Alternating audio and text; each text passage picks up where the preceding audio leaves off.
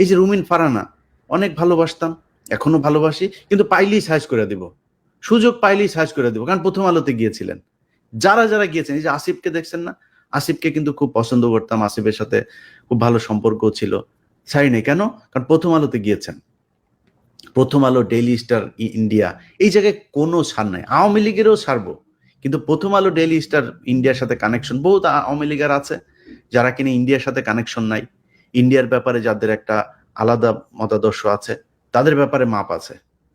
কিন্তু ইন্ডিয়া, প্রথম আলো, ডেইলি স্টার, উদীচী, ছায়ানট, ওই সিপিবি, এগুলোর ব্যাপারে কোনো মাপ হবে না। যারে যখন যেইভাবে পাওয়া যাবে সেইভাবে উলঙ্গ করে দেওয়া হবে, যেই ভিডিও পাওয়া যায় ওইটা উলঙ্গ করে দেওয়া হবে, কোনো মাপ নাই, একদমই মাপ দেওয়া হবে না।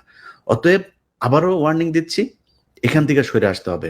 বাংলাদেশে এই ছোট্ট করে নিউজ করবেন, ওই বিবিসির বালের নিউজ আর ওই টিবিএনের নিউজ বাল করে আপনি আবার জঙ্গি হামলার করবেন, চ্যানেলের জিল্লু টিল্লু মিলা, ওই বাল বাংলাদেশে মানুষ আর খাবে না।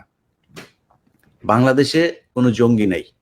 বাংলাদেশের জঙ্গি যারা ছিল তাদেরকে বিএনপি জামায়াতি সাইজ করে দিয়ে গিয়েছে।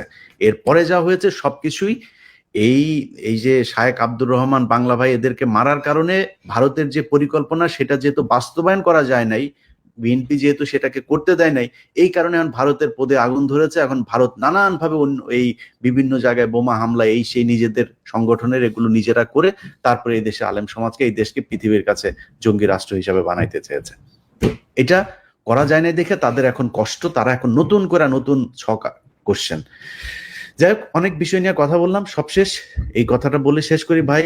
এই কথা এমন আর ভাল লাগে না, দেখেন না আমি এখন লাইভ টাইপেও আসি না, মানে খুবই খুবই, বিশ্বাস করেন, প্রচন্ড হতাশ আমি যে একটা দেশ এত সুযোগ সুবিধা পাওয়ার পরে এত মানে মানে আন্তর্জাতিকভাবে এত খ্যাতি সম্পন্ন, এত প্রভাবশালী একজন মানুষ আমার দেশের রাষ্ট্রপ্রধান এখন, এই ব্যক্তি আসার পরে সারা দেশের মানুষের একদম মানে সম্মিলিত সাপোর্ট থাকার পরেও তারা কিছু করতে পারেন নাই।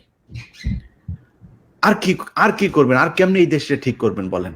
যে কারণে এখন অনেক মানুষ অনেক করে, আজকে দেখেন একটা করব, এই যে মায়ানমারের আরাকান নিয়ে প্রায় 2 মাস ধরে কাজ করছে। আমি জীবনে স্ক্রিপ্ট লিখতে গিয়ে এত সময় নেই না। স্ক্রিপ্ট লিখতে যাই, ওই ফেসবুকে গুতাই, রিল দেখি, এই করি, সে মানে মনোযোগই দিতে পারি না লেখালেখিতে, ভাল লাগে না। কার জন্য লিখবো, কি করব, মানে কোনো কিছুই যেভাবে চাই সেভাবে হয় না।